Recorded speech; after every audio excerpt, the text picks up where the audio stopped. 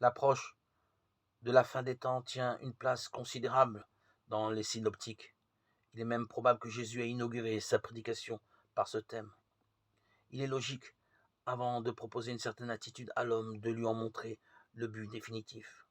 Avant de décrire la vision que Dieu a du monde présent, il fallait annoncer le monde nouveau.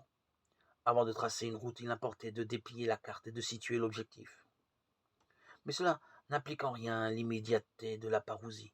Sans doute Paul, au début de sa mission, a-t-il cru à sa proximité, mais dans la suite, ses écrits, ses actes prouvent qu'il était revenu de cette vision des choses. L'évangile de Matthieu se compose très certainement après la mort de Paul. Les fidèles qui avaient cru à l'imminence de la parousie avaient dû, à ce moment, comme l'avait fait Paul, changer d'avis. Qu'on ne se laisse pas égarer par des expressions telles que les derniers temps, les temps nouveaux. Il s'agit des temps messianiques inaugurés par Jésus. Jésus résume en sa personne toute la révélation. Il est le dernier mot de Dieu. Cela n'implique pas que ce mot ne puisse se dire au cours des siècles et des siècles, de siècle en siècle. Enfin et surtout, rien n'indique dans le discours sur la montagne que la prédication de Jésus corresponde à une crainte ou à une tension violente en vue de l'effort suprême.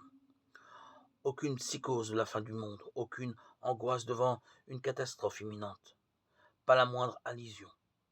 L'interprétation eschatologique apparaît réellement comme une thèse montée de toutes pièces, sans fondement dans le texte, issue d'une intuition que rien ne justifie. Jésus a conscience de la présence du salut aujourd'hui, dans l'aujourd'hui de Jésus, dans celui de la communauté chrétienne, dans le nôtre. C'est un aujourd'hui qui englobe tous les temps.